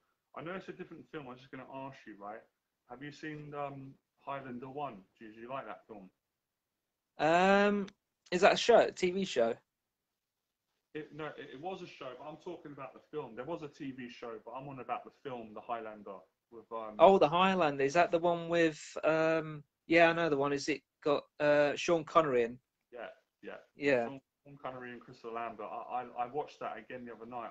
That's one of my favorite movies. It's a bit of a cult classic. It was like The Karate Kid at first. It kind of failed when it first came out. It didn't really do well, which is weird. A lot of these cult classics don't do well at the start, and then they take off. And I love it. You know, it's a love story. It's teacher student. It's that kind of similar story, and I just love the film. It's got a lot of Queen in it. The music. So it's Yeah, I've got that many movie. I've got like loads and loads of DVDs in the spare room and stuff. Got like Rocky, 1 to 6. We got Lost Boys as well. Oh, that's a classic, man. That's another cult classic. They're maggots, Michael. Yeah. They actually made 2 other Lost Boys movies after the original one. They made, what was it, Lost Boys the First and Lost Boys the Tribe as well. I'm not sure if I saw that. I probably did, back in the day, because sometimes these classic films, the second ones are not as good. Sometimes they do a really bad job. No. I had part two, but it weren't very good as the first one. Did you watch the Karate Kid remake with Jaden Smith and Jackie Chan? Do you know what? Right, I kind of regret not watching that. I remember when it came out at the time, I was like, oh, I'm not going to watch that. That's not the real Karate Kid. My attitude was a bit different then. If it was now and it came out, I'd watch it. I didn't see it. No, is it good? Yeah, it didn't feel like the Karate Kid when I was watching it. It didn't feel like we had like Ralph and Johnny and Kreese in it. Yeah, if it doesn't have that, if it doesn't have that feeling, I'm probably not going to enjoy it that much. I might as well make my mind realize I'm watching a different film entirely about martial arts. Yeah. You're going to get disappointed. It's like a Rocky film coming out, and it's nothing like Rocky. It's not the same.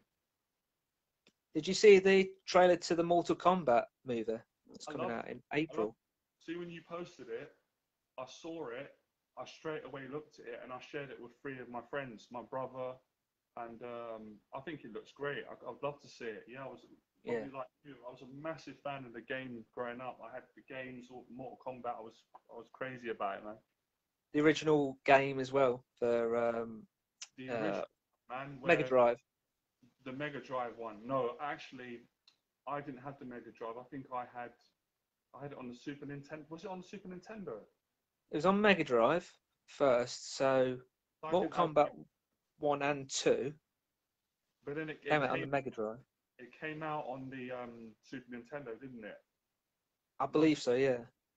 Because I didn't have Mega Drive, but I definitely had Mortal Kombat, unless I did get one after. I had many consoles, but I had the game, and I used to have to figure out the death moves. You have to find... I used to love doing the death moves at the end. I remember when it came to the arcade machines, I was like so tempted just to play the second game. Yeah, I know. Yeah, Street Fighter was like that. Those games were actually, I was trying to explain it to my brother. He didn't know because he's a big gamer, but he's a different generation to me and you. And I was saying a lot of these things like Street Fighter, they originally were arcade games. They came out of the arcade first, then they came to the consoles. They were kind of like designed for the arcade, the atmosphere. But I found it a lot harder in arcade with the joystick. It's a lot harder to win and get ahead. I mean, when me and my brother were kids, we were playing quite a lot of PS1 games, and I remember one night he set up the whole night trying to get through Metal Gear Solid on the PS1, and he got through the whole thing about 1 o'clock in the morning. I said, "Are you tired?" And he went, "I think I am now." It doesn't surprise you, man. Trust me. Once you get into games, you're not on the same time clock as everyone. My brother I used to do it. My mum and dad used to come in and say, "Oh, you got to turn that computer off now. You've been on that for 6 hours or 4 hours." Yeah. And then go You're out. going to be using all the electricity up, yeah. Yeah, my mum used to say that. She says, "You're gonna kill my electricity." Oh, please, man, please. It's the last boss. She's like, "Oh, okay, 1 more hour." Then you turn it off. That's what happens sometimes. Like I'm sat in my room, I'm watching celebs go dating, or I'm watching First Dates, and I'll go, I'll play a bit of FIFA 18 on PS4, and all of a sudden the power goes off. It's like, oh no, where's the switch? Is it? Yeah. Oh, you like FIFA, yeah? Yeah, I like FIFA. Like FIFA games. I've played quite a bit of Sonic the Hedgehog 1 and 2, Eternal Champions as well. Oh, you like the old school games? You want about the original Sonic the Hedgehog? Yeah. Wow. I mean, that had to be such a famous game at the time, isn't it? On the Mega Drive. Yeah. I mean, that was just like, I don't know what the right word is right now, but that was like Mario. The Mario Brothers on the Super Nintendo. I mean, those sort of games came out when Games Master was first shown on E4. Oh, I can't believe you just reminded me, man. Do you know how much I used to love that show? I just forgot this. My brother's been doing this lately, what you've been doing. He's been bringing things up here. And I'm like, Games oh my Master. God, I can't believe you remember that. I forgot that existed, and it takes me back in time. That was amazing, Games Master.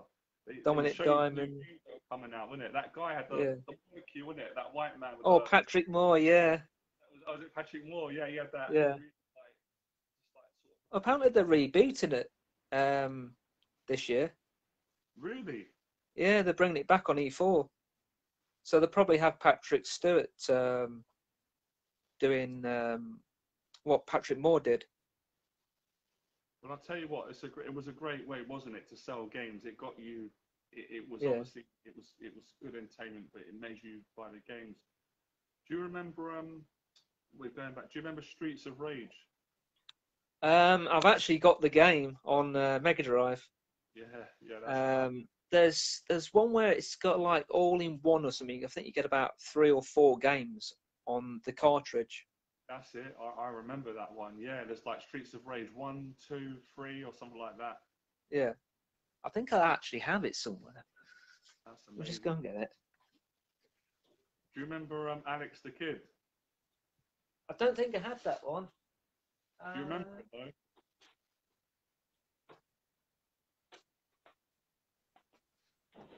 We remember any of these ones? Go on, show me. I've got quite a good memory. I'll go back. We're the same age, right? Team USA. Vaguely. I'm not 100% on that one. What is that? Athletic That's game. the which ones? That's 1992. That was the Sega Genesis one, and then you got like Streets of Rage. Oh, of course, I remember that. I mean, I absolutely I used to play that with my cousin. He had it. I loved it. And I got Michael Jackson's Moonwalker. Oh, you're not going to believe it. I had that. That was a classic. That's where they're chasing you, aren't they? The little gremlin guys. You've got to run from Yeah.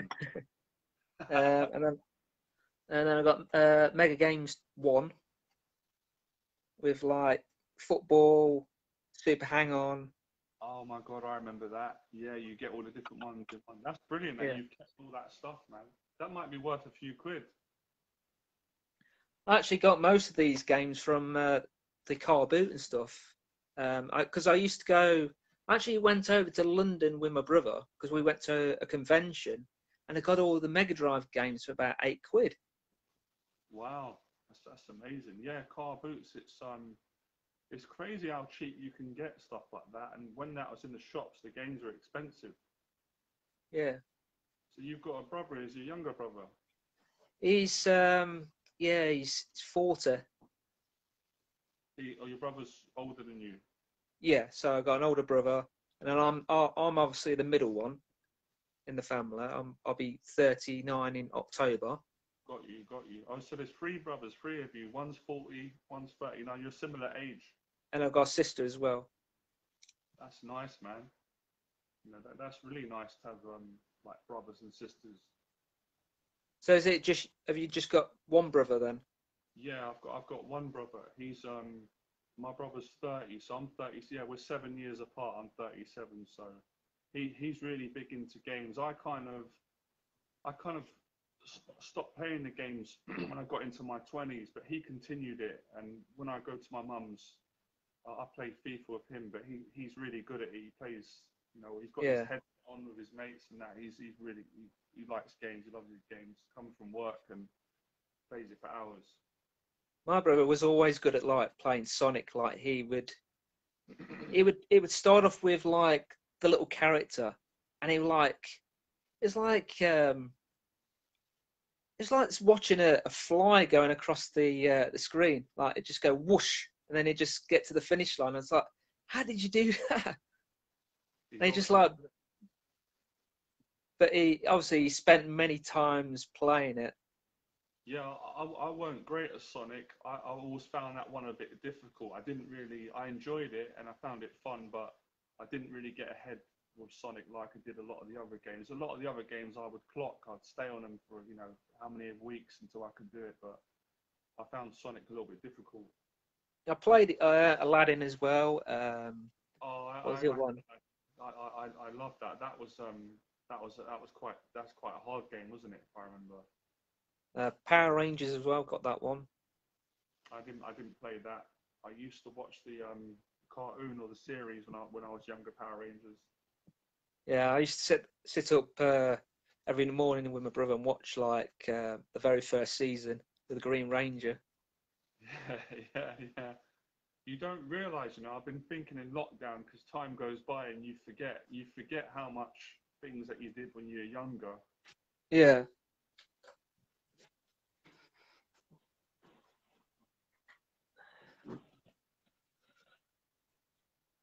So yes, so what have you been doing then to keep yourself going in lockdown? Just keeping busy?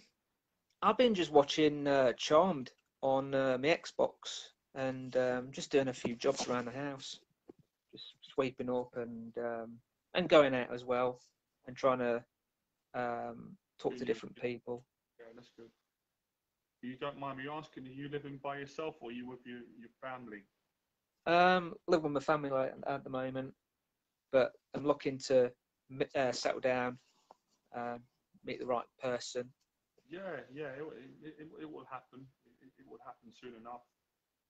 It's nice staying with family as well. I do enjoy it. I've got my own place now, but for a long time I stay with my family. I go back there sometimes and stay. So it is nice to have them, to be with them. It's nice. You kind of miss them when you move out, but it's kind of nice to have your own space as well. That's how I Yeah. feel. Would you be able to make a video on dealing with like awkward people on like dates and stuff? So Yeah, you know, with like at the awkward moment. silences. Yeah, I'm doing a lot of stuff on that now, so I will do stuff on that because I kind of do things by season. I think Right. what is it that a lot of people would want, and what would I enjoy doing? Because I want people to enjoy it. If I'm not enjoying it, they wouldn't. So at the moment, I'm really focusing on the two things you're working on: the social anxiety and the dating. So I will Right. start into like awkward silences and how to keep conversations going and that. But yeah, just like always, if you want something, just post the question, and if I can, Yeah. I'll do a video on it. I've also been watching your channel and is it Hayley Quinn's channel as well? Yeah, yeah. Yeah. Haley's really good. She's always been good. She's a nice person. She's good. Yeah. Yeah. What stuff of hers have you found helpful then? Just On dating, really isn't it? She's good with dating. She's good with the advice yeah, on just about a date and stuff. Yeah. just really seeing how we start a conversation with a woman and how we end the conversation. Yeah. So what's been difficult for you then with what's the difficult bit then with the woman, the conversation? Is it stop Um, conversation or is it like what are the bits that you find difficult that you want to get good at? I find it really difficult sometimes when I would see guys with other girls and stuff. And I'm thinking, oh, I really want to have a girlfriend like what they've got, and I also want to try and meet that person. I want to go out with her and maybe go to a coffee shop or go to a club or go to the supermarket or the mall. I just want those things, like everybody else has got. Yeah, you will get them. You will get it. You just got to plug away, and it's a bit like going door to door. Everyone's got to do that, and you will meet that person. But I find it does happen the more you put the effort in, which you're doing. So do what you're doing. Do the online dating. Do the salsa. Yeah. Practice in public, and it it will fall into place. I mean, my brother met his wife on a dating site. See, And I'm really pleased to hear it because it's nice to hear that it can work out. So it's not, there is a chance yeah. on it. That's And really he's good. always encouraging me to, go up to different women and talk to Listen them. to your brother, man. He knows best because Yeah. it's worked for him, and he's looking out for you. So yeah, always try and get advice from someone who's been successful. They know what they're doing. And sometimes I would show him like Tinder and I would show him like my profile and I say, oh, this is what I wrote the other day. Do you think it's interesting? Do you think women will like what I put on there? They say, oh, I don't think that would work. Just take this bit out. And normally I just write it down on a bit of paper. Well, look, right, I'm just being honest with you, right, because I care to see you do well. I think, and this is my opinion, I don't know what other people have said, but I think I've got a much better understanding of getting to know you, who you are, by speaking to you in person more than the comments. Obviously, your writings are fine, but I'm going to be honest with you because I think you'll appreciate that and it will help you. I think you speak better than the way that you write. When you write to me, it's okay, but you speaking is 10 times better. It's a better impression. Yeah. And And women will notice that, won't they, on dates? they will, 100%. Like just the way that you can listen, and just that way. I mean, we've been talking for about 2 hours, so Yeah.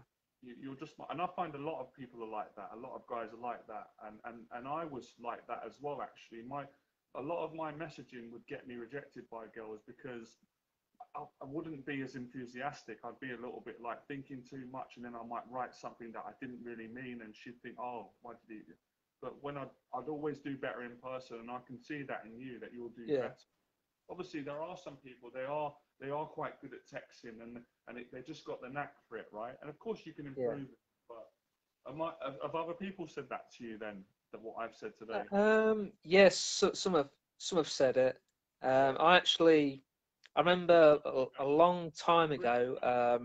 I went to a gig in Nottingham, and this girl brought one of her friends with me, and I just sat at the bar, and all of a sudden, I didn't notice she was going to do it. Just sat on my lap all of a sudden. I don't know whether she fancied me or whether we clicked or. Well, of course, if she sat on your lap, she definitely like you. Girl's not going to sit on your lap. She doesn't like you. That's like the biggest compliment ever, man. Yeah. But that's when I was in a band, and then all of a sudden, the band just split up, and now I'm in 3 bands at the moment. Wow. How's that So going? That's a lot. That's a lot of energy out there. we haven't managed to have a rehearsal because of lockdown, but we're thinking probably we'll meet up all somewhere on Saturday or something. So I'll send you the links to my bands, and you can check them out. Please do that, man. You got a lot of good things going, Chris. Things are going to work out, and you can definitely meet someone even through your music and the bands. Women usually really attracted to guys in the band. So yeah, just keep practicing all the different things. Like your brother said, do the online dating, do the practice, and you just never know where you're going to meet someone. Yeah. I've had women that I've seen in town, and they've looked at me, and I've always been shy. I've always been nervous looking at them. And I've just kind of walked by and thinking, oh, I've kind of missed my moment there. Maybe if I would have gone over and started a conversation. Now you can always go back. You know what you can do? It's not always over. You can go, do you know what? You can sort of start again and say that. I've done that many times, and I'll do a video on that. It's worked well where I might not be able to do it. I get nervous and I walk away and I go, do you know what? I'm going to go back. And I walk back and say, excuse me, I was going to say hello to you. I saw you earlier. I couldn't do it. I was nervous. And I thought, I'm going to come back and say hello. You look nice. Nice to meet you, Johnny. And it can work, and they'll appreciate that. So I see that most of the time on Celebs Go Dating. You know, when you get these celebrities that come on the TV shows and stuff, and they've never done it, and they meet the clients and stuff, and they go on the first date. Oh, there was this guy that he was on this date with his woman, and he obviously they've said to him, like, he needs to chew his food, properly, and all the food was coming out his mouth onto the floor and stuff. But so yeah. So yeah, and then there was another woman on there. She went on this date with this guy. I think it was Callum Best. I watched. I think it was series 4, episode 4 of episode 18 or something. He met this girl, and all of a sudden she's like, "Yeah, I really like you. Let's go on another date." And then he turned up for the date, and she didn't turn up, obviously. No, sorry. She was sat at the table. He's supposed to have turned up, and then he didn't turn up at all. And then she wasn't very happy the fact that he didn't show up. And then he brought her some flowers. Was that part of his tactics? Did he do it on purpose or what?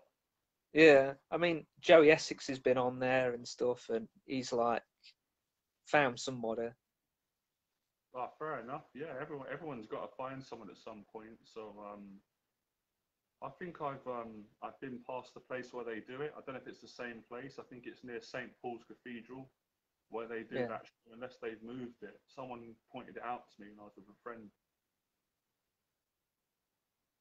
Yeah, is that where they film it most of the times? I think so. Excuse me, bless me. Oh, hay fever already. I think so. It was near it's a place near St. Paul's. I've seen it, unless they've moved it. Last time I saw it. Yeah. Yeah, I also watched First Dates as well. I think I mentioned that, didn't I, in the comments? Yeah, you did. Yeah, I think it's good that you did that. Sometimes it's good to do things like that because you're kind of confronting it. You can learn and picture yourself doing it. Yeah, that's another thing as well, right? It's like two things which will help with your situation, and I went through the same, so I can explain it. Going on the dates will help you as well. But of course, to get the dates, you've got to ask women out. You've got to invite them out. You've got to, Yeah. talk stuff.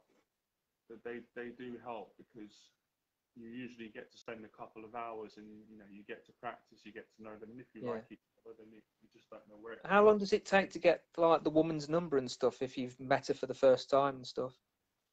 It depends. It depends on how experienced you are and how much you practice. I would say, between 5 minutes, 10 minutes, 15. I think anything longer than that, it doesn't mean you can't get it, but then it's the longer you leave it, the harder it gets, right? I'm sure you figured that out by now. Yeah. So it's really, it's not necessarily rushing things, but it's just kind of moving things forward so that you Knowing don't. when it's the best time to ask. Yeah, because like you said, sometimes you don't know the perfect time, so you've got to take control and lead.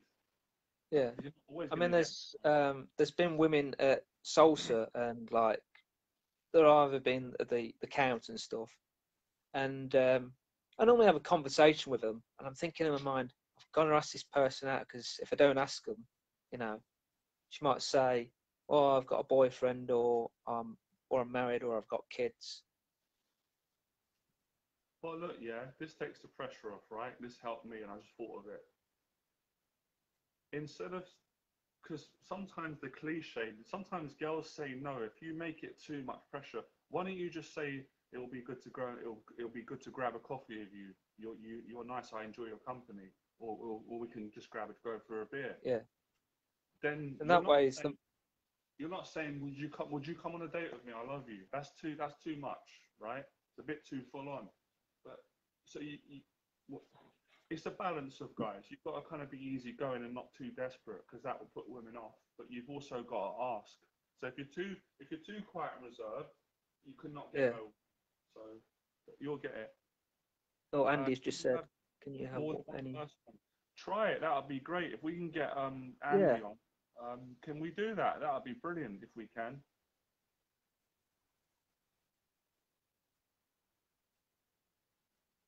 Or if not, because I'm probably gonna go in a bit. I've got to cook my stir fry, and then maybe you and Andy can talk. Yeah. But this has been great. I've enjoyed this. I hope I'm sure you've enjoyed it today. I'll try and do this like once a week or something. Have like a group chat. Yeah.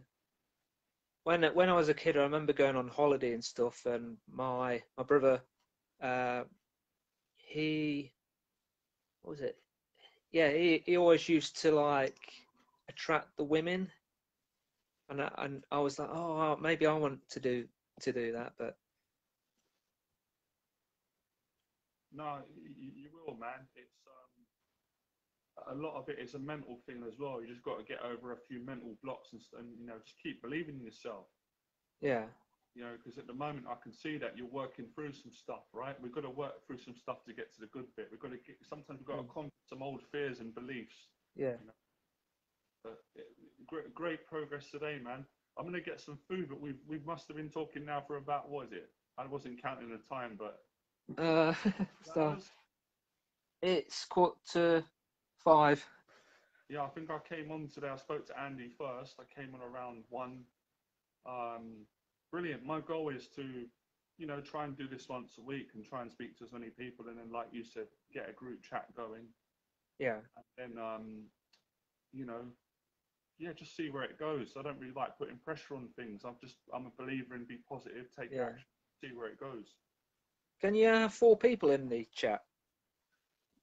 I didn't know, to be honest. This is all new to me. See what we're doing now. This is only my second time doing this, because I didn't know about this new technology. Someone told me, and I saw another guy doing this on his Instagram. And I thought I could do that with my friends as well. So it's I'm just kind of getting used to it, and yeah, hopefully we can get more people on next time. Yeah. All right, man. Good to see you, Chris. All right. Enjoy the rest of your day, man. All right. Yeah, you too.